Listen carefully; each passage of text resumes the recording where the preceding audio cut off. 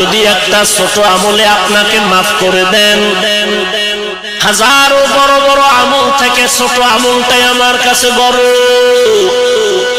আবার ছোট খাটো কোনো অন্যায়ের কারণে যদি আল্লাহ গ্রেফতার করেন, তাহলে বড় বড় অন্যায়ের থেকে ছোট অন্যায়টা অনেক বড়।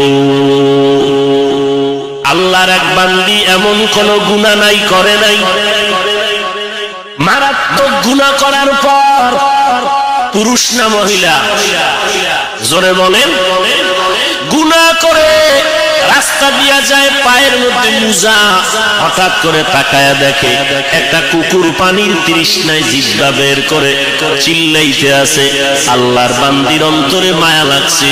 এই বেশ্যা নারী, গুনাহগার, পথহারা পথভোলা নারী, মায়া লাগার কারণে পায়ের চামড়ার মুজা খুলিয়া পানিতে পরিচ্ছন্ন করিয়া পানি আনিয়া কুকুরটাকে পান করাইয়া দিল।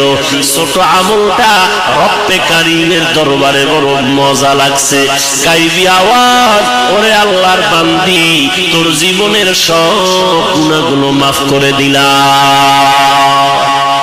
আল্লাহর এক বান্দি বড় নেক আমলওয়ালা, জীবনটা ভর নেক আমল করে কাটিয়েছেন, কিন্তু সামান্য একটা অন্যায়, একটা বিড়ালকে বেঁধে রাখলো, খানা দিল না, কষ্ট পাইতে পাইতে বিড়াল মরে গেল। গাইবি আওয়াজ, এরে আল্লাহর বান্দি, তোমার জীবনের সব আমল নষ্ট হয়ে গেল।